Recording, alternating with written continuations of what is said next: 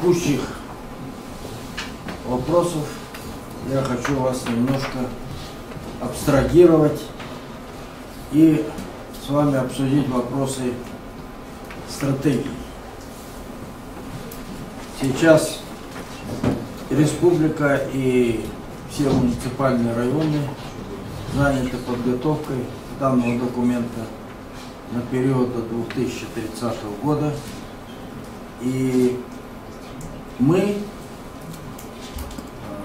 сотрудники Института управления экономики и управления, оказываем консультационную помощь главам районов, те, кто обращается к нам за этой помощью. Это, прежде всего, Кяхтинский район, это Равнинский район, Кижингинский, обращаются и Прибайкальский район, но пока со временем есть вопросы. Но вместе с тем я вас хочу немножко подвести к сути данного процесса и к его содержанию.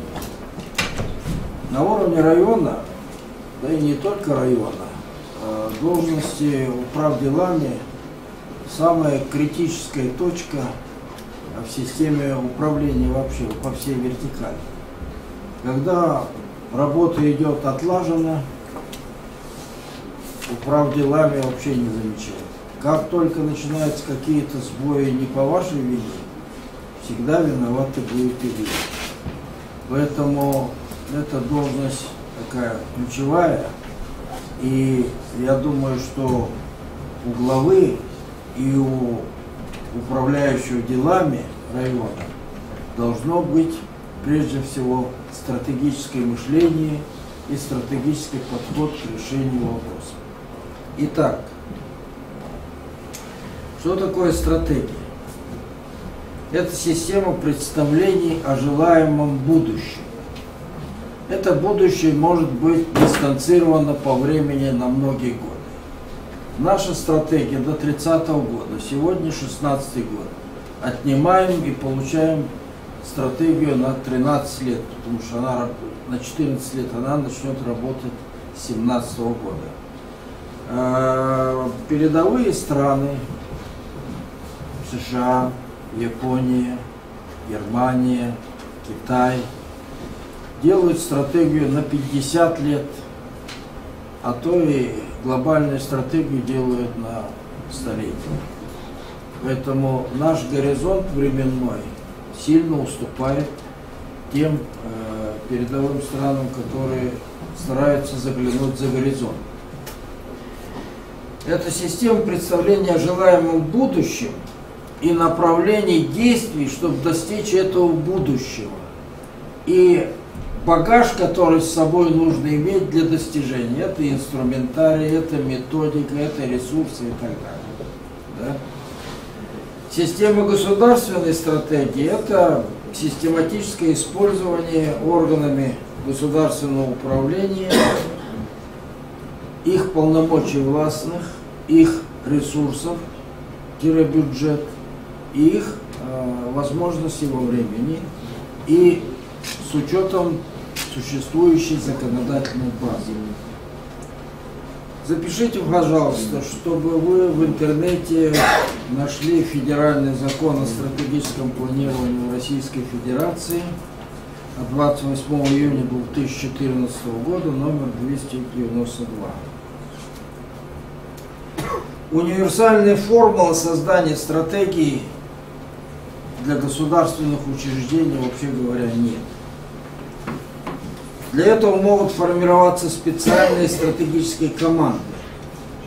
Стратегия может быть открытой, всеобъемлющей, как плод коллективного разума, равно как и закрытой, осуществляемой под жестким административным контролем. Ну, например, стратегия Совета Безопасности Российской Федерации. Понятно, что она закрыта. А стратегия социально-экономического развития Российской Федерации, региона, муниципального образования – это документ открытый. Для начала приведем основные принципы успешности разработки и реализации стратегии. Первый условие или принцип – это выход за пределы бытового мышления.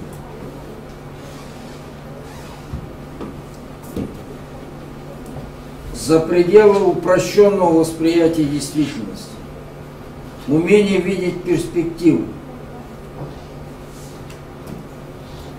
даже мечтать об идеальном будущем и конструировать подходы к приближению этого идеала. Второй принцип – это согласованность интересов разных сторон и скоординированность действий участников. Третий принцип – это разграниченность полномочий. Четвертый – это прозрачность и открытость, реалистичность, результативность, эффективность, измеряемость целей и задач и программ целевой подход. Таким образом, государственный подход к выработке стратегии заключается в консолидации и интеграции интересов общества и создании условий для решения задач предстоящих периодов.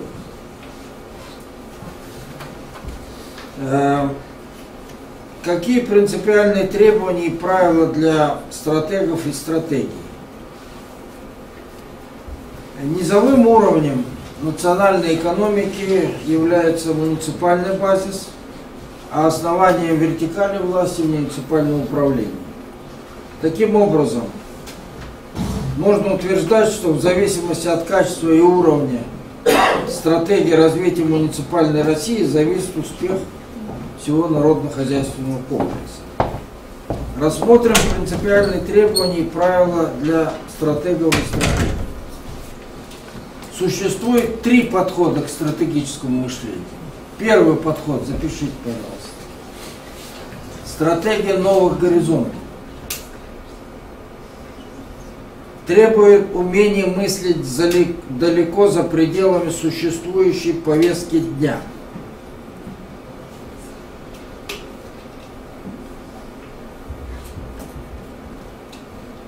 Распознавать наиболее радикальные пути к успеху. Из числа безграничных возможностей стратег должен выбрать ту стратегическую идею, возможность, технологию, на которую будет направлена значительная часть ресурсов. Второй подход – это стратегия улучшений. Основан на системном анализе объекта,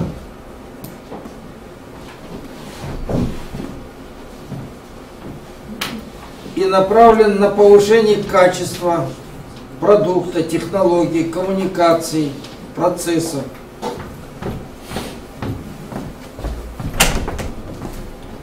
Если стратегия новых горизонтов сфокусирована на поиске и оценке новых сфер активности, то стратегия улучшений ориентирована на совершенствование действующих подсистем технологий. Ну и третий подход – это стратегия совмещения. Она призвана на переходный период времени совмещать и стратегию новых горизонтов, и стратегию улучшений. Неэффективную систему стратегическую ожидают 4 судьбы. Это разделение на меньшие субъекты,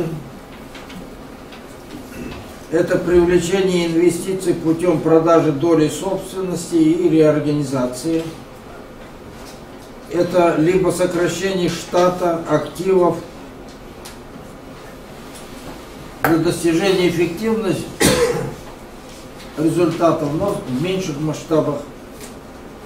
И четвертое – это кардинальные изменения в самой системе, то есть слияние, поглощение, банкротство и так далее.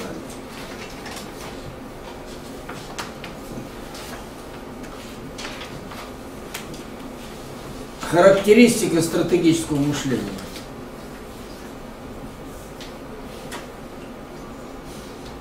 То, чем обладает очень малое количество людей, если к общей массе взять, может быть 1–1,5%, умеют мыслить генетически, стратегически. Большинство из нас живут текущими проблемами, вопросами ареала своей жизнедеятельности.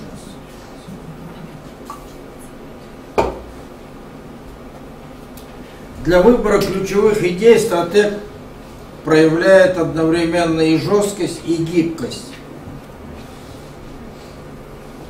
Ежедневно стратег должен заниматься переоценкой прошлого, экстраполяцией известных закономерностей и развертыванием будущих возможностей.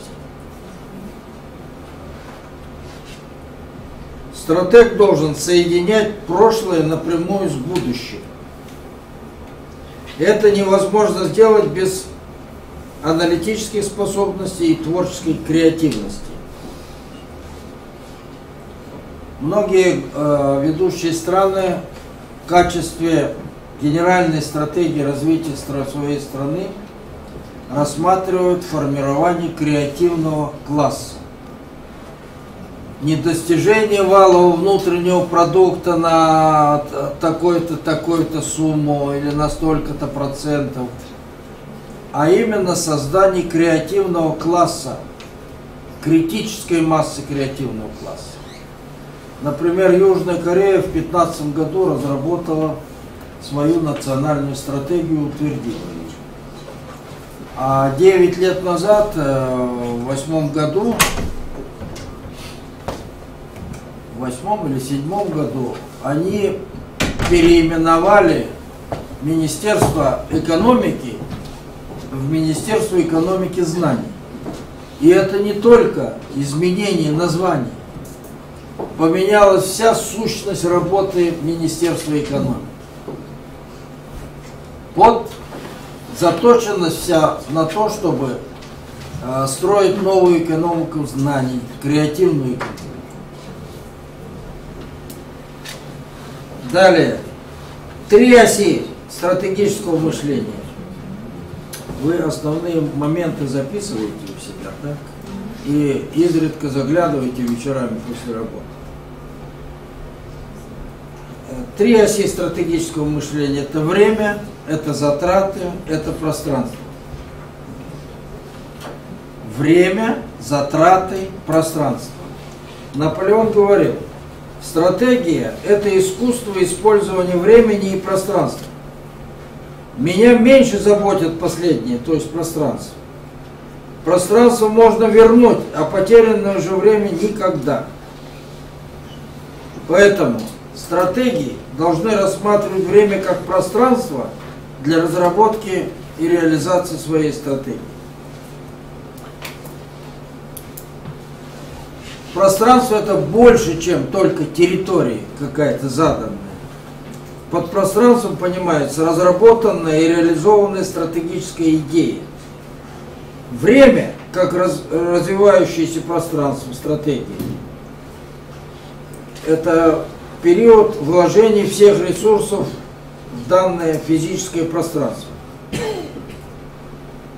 Для стратегического склада ума невозможно переоценить роль интуиции, без которой анализ и оценка 3 осей стратегического мышления имеет ограниченное применение. Какие правила, прошу вас записать, стратегического мышления? Это подходы Владимира Квинта. У него есть фундаментальная монография «Стратегия развития государств формирующимся рынком». Если вы где-то добудете, то это будет фундаментальный труд и настольная ваша книга. Первое правило. В стратегии нельзя полагаться на здравый смысл в большинстве случаев. Второе правило. В стратегии мнения большинства чаще всего ошибочны. Третье правило. Стратегическое настоящее – это уже прошлое. Четвертое правило. Использовать опыт успешно реализованных стратегий. Пятое правило. Ни одна стратегия не реализуется вечно. Шестое правило. Инерционное мышление – главный враг стратегического мышления.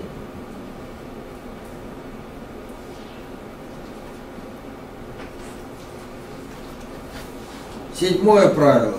Стратегии не должны разрабатывать предсказуемые стратегии.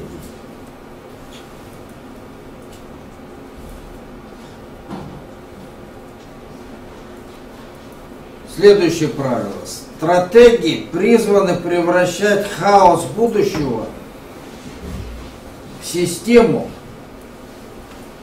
и в успешный стратегический проект.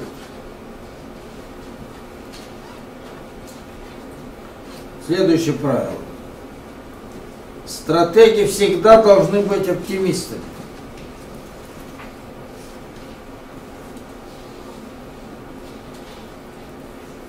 Следующее правило. Необходимо всегда переоценивать конкурента.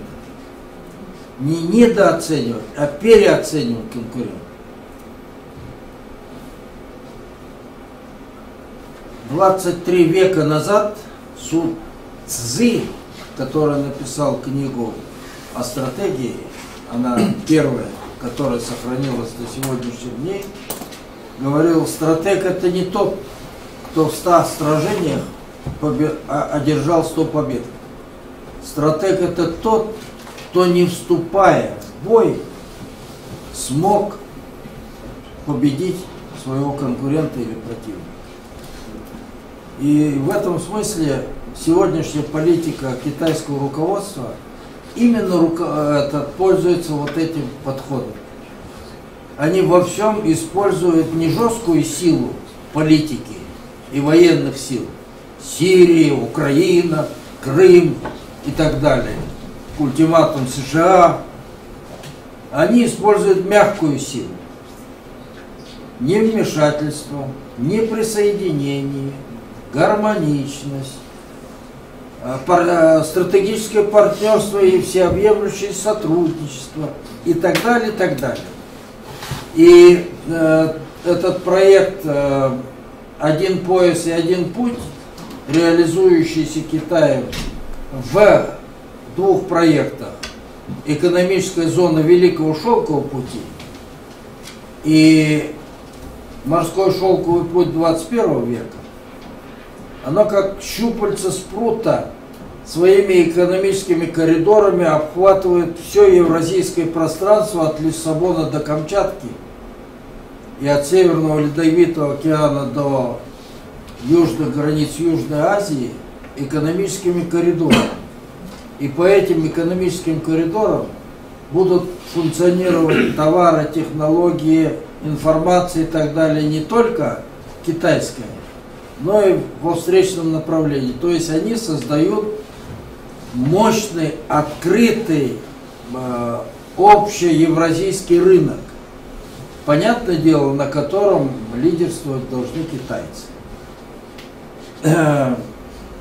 Если вы в курсе, то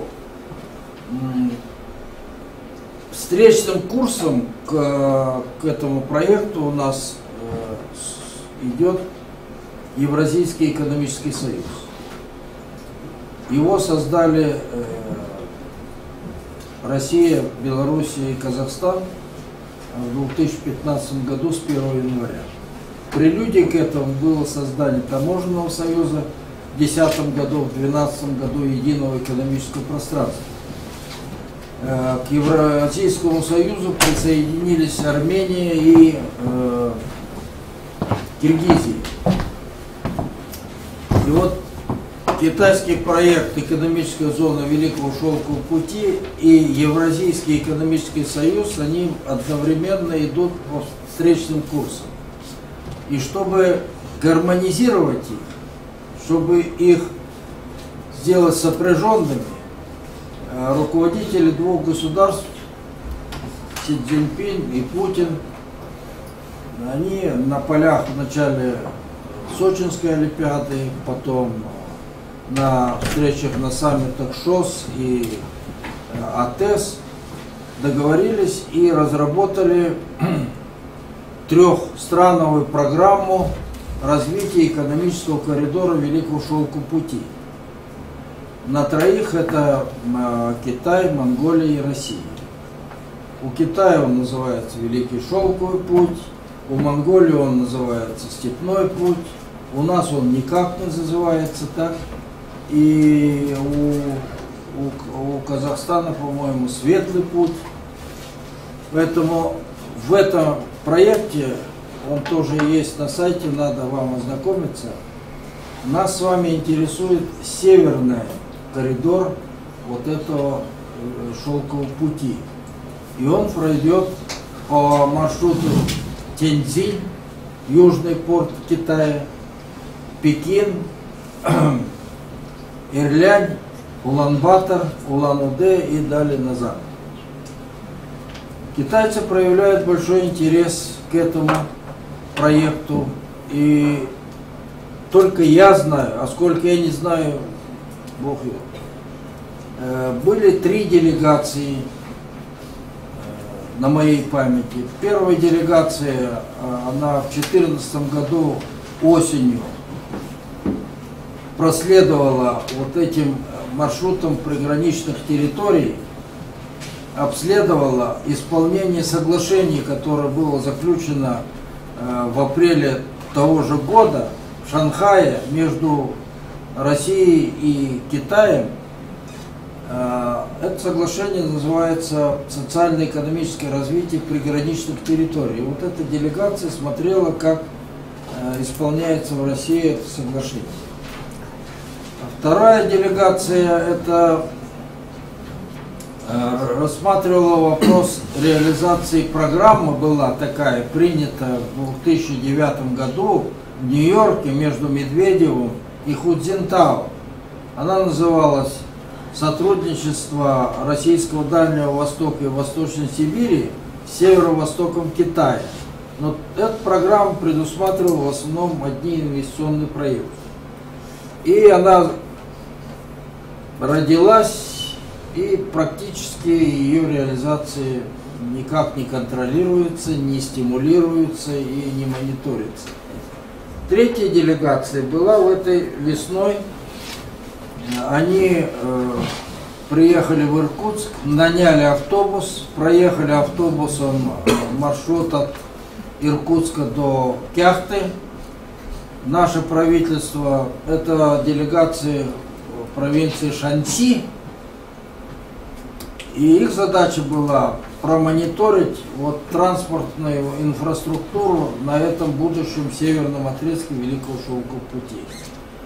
Они в Улан-Удэ даже не задержались, сразу приехали в Кяхту, там были 1,5 суток, обследовали всю Кяхту и на автобусе уехали до Улан-Батора. Таким образом они промониторили вот этот наш северный участок.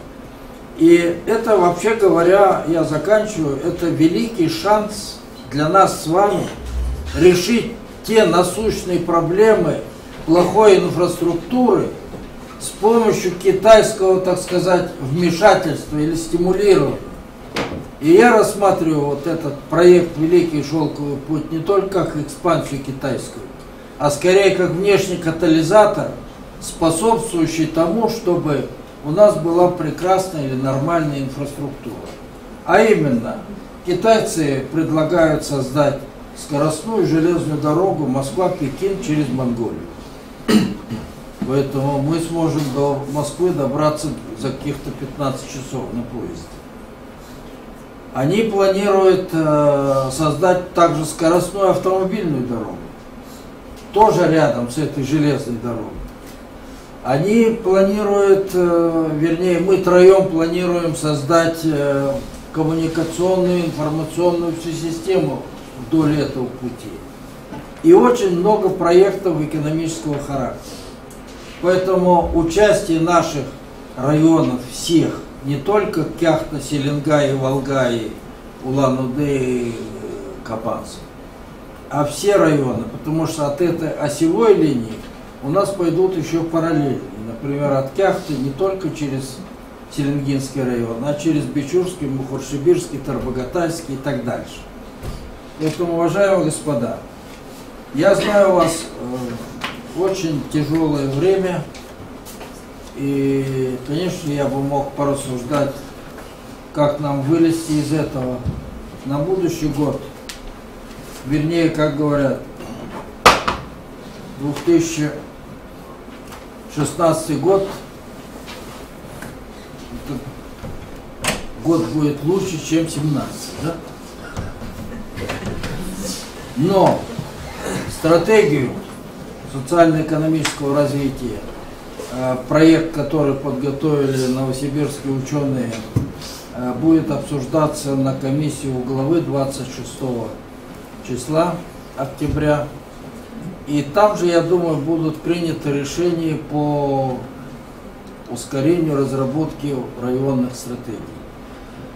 И возникает масса вопросов, потому что у всех подход не стратегический, а как к программе, которую разрабатывали в Иране.